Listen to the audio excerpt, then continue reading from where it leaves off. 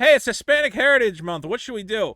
Well, those Mexican motherfuckers love tacos, so why don't we just have them all eat tacos? Because that's literally all we know about Hispanic culture.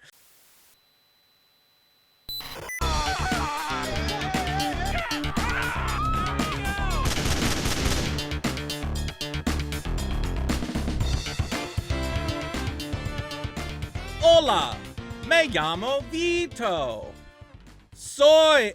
I failed Spanish in school. That's the most you get. La sopa de mis abuelos. That's all you get. Happy Hispanic Heritage Month, everybody. I know we're all excited. It's our favorite of the Heritage Months. Wait, that's racist. You can't have a favorite Heritage Month. You have to like them all equally. Let's say it's one of our favorite Heritage Months. We're already getting into trouble.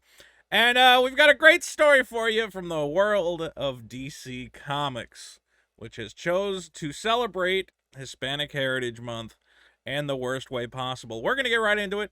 Don't forget, subscribe to the channel.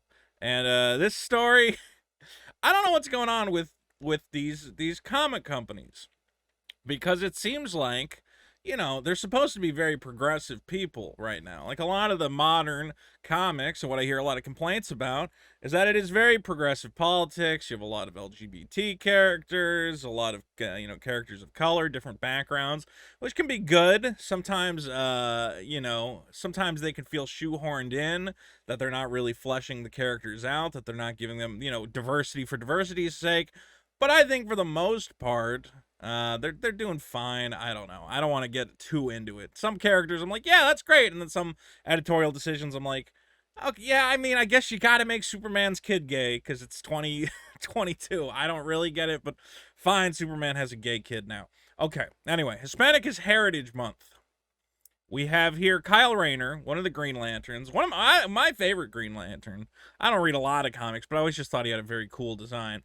And for Hispanic Heritage Month, an artist, this guy, let me see if I can read his name, Jorge Gonzalez. I want to say Carrera, but I think I'm reading it wrong.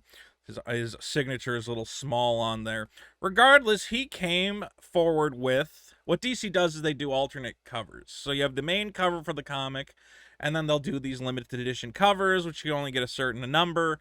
And, they're very rare and people want to get their hands on them. So this was going to be the Hispanic Heritage Month cover. Now, importantly, this cover was not finished. This was like a mock-up he made for them. But we can see here you have the Mexican flag. In the background, you have a bird with a snake in its mouth and a bunch of corn. Look, I'm not Mexican. I don't know what that means. I know it means something. It's clearly a symbol of the Mexican people, and it looks cool. This is a really even though I don't completely know the symbolism here, this is just a well-composed image. Obviously, it's missing his Green Lantern badge, but that was going to be added in later.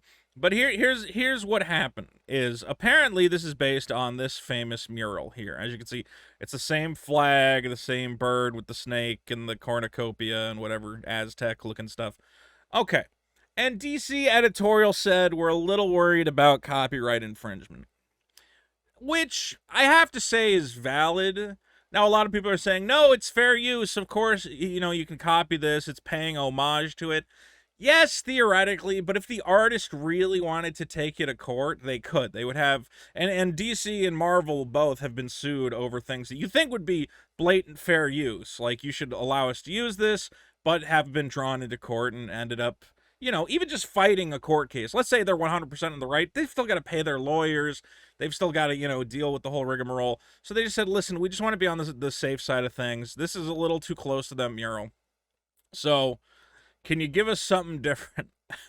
Now, and I don't completely understand this story, but somehow we ended up with this, which, okay, we're going to talk about this. So the cover now has gotten rid of the Mexican flag. I don't know why they had to get rid of that. I feel like you could have left Kyle Rayner in front of a Mexican flag, and that would not have been any sort of copyright infringement. That's just a classic pose. Hero in front of the flag of his country of origin. But instead they have this light flag that just made of green light that just says Viva Mexico, which is a little lame. I don't know about that.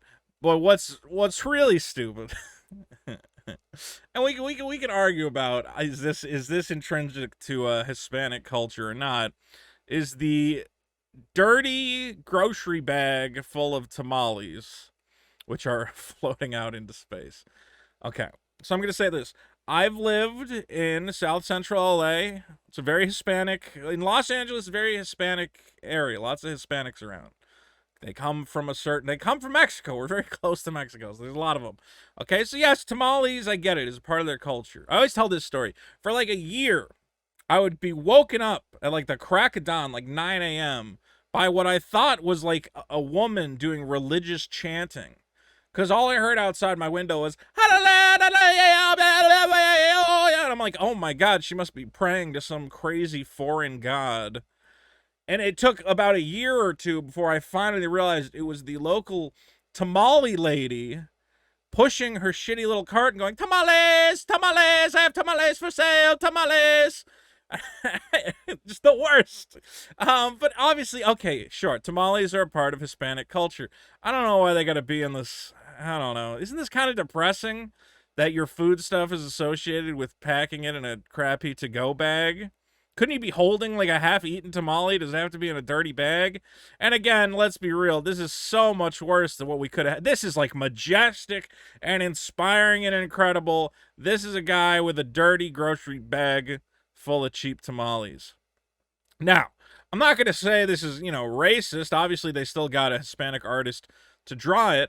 But where I start to kind of question things is that for some reason, DC's editorial staff was like, yeah, because that's the most important thing about Mexicans. They love tacos and tamales. Because the other covers that they've done, because they're doing multiple variant covers for Hispanic Heritage Month, here is the other Hispanic Green Lantern eating, I believe, what is supposed to be a taco. And they're, oh, okay, well that's, okay, so who else?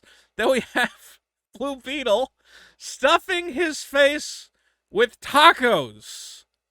And then, you get this, is ridiculous. And then the worst one, I think, is Hot Girl is not only is she not eating tacos, she is now reduced to working at a cheap Mexican restaurant and is serving up a big plates of tacos and burritos and whatever else. Okay. I need to know how this happened. Because in my mind, here's what I feel, is I feel that there's a bunch of white guys at DC Comics and they go, hey, it's Hispanic Heritage Month. What should we do? Well, those Mexican motherfuckers love tacos, so why don't we just have them all eat tacos? Because that's literally all we know about Hispanic culture. Like, at what point was the editorial decision made to, again, not showcase, the Mexican flag or these, Mexican icons or, I don't know, show the architecture, show the people, to reduce Mexican people down to, we like tacos and burritos. I keep thinking of the South Park episode where Cartman believes his hand is Jennifer Lopez. He goes, see, me Jennifer Lopez, me like tacos and burritos, because that's all he knows about Hispanic culture. And that seems to be what's happened here. Now, I kind of hope somebody at DC Comics steps forward and explains why they thought Mexican people eating tacos was the best way to represent Hispanic culture. Feels a little weird to me. But I was reminded of another recent thing where, again, this was over at Marvel, where you go, guys, do you actually know anything? You say you want to represent all cultures and diversities and all peoples of all creeds and colors, but then you go, well, what if Miles Morales was Thor? What would that look like? And it's not just, oh, well, Miles Morales gets Thor's hammer, and it's like, he has cool thunder powers. It's literally that New York becomes Asgard and gets covered in graffiti because we associate black people with, defacing property. The entire book that they put together, he raps the entire way through. Am I going to have to do it? All right, I got to do a little bit of it. Of all the 5 realms, Asgard is his hood. For miles, you can see he's just that good. The Rainbow Bridge takes him to his quest. The Bifrost goes north, south, east, and west. From Jomengard to the Wrecking Crew, he's stuck Gullen Bursty in the Asgard Zoo. But he is low-key when he wants to be. Name on marquees like his uncle low-key. Odinson, he's the son of gods and kings. Got so many wins. Check out those ranks. Why does he have to be like an urban Thor? Like, literally, Mjolnir's hammer has graffiti all over it. He's rapping. There's shoes hanging from telephone wires, which people who aren't familiar with street culture think that's just like a fun thing. That's usually, I believe, a gang sign to indicate, hey, don't come this way. This is gang territory. Instead, they're treating it as bright and vibrant. And then we even have hammer time. Yeah, as you can see there, his hammer has graffiti all over it. And you're like, is this really? I mean, honestly, a lot of mainstream people came out against this, and they're like, listen, man, we support the black community. We're all about diversity. This just looks terrible. This looks like a white guy was like, what do I know about black people? They like sneakers and rap and graffiti. At one point, instead of saying by Odin's beard, he says by Odin's fade.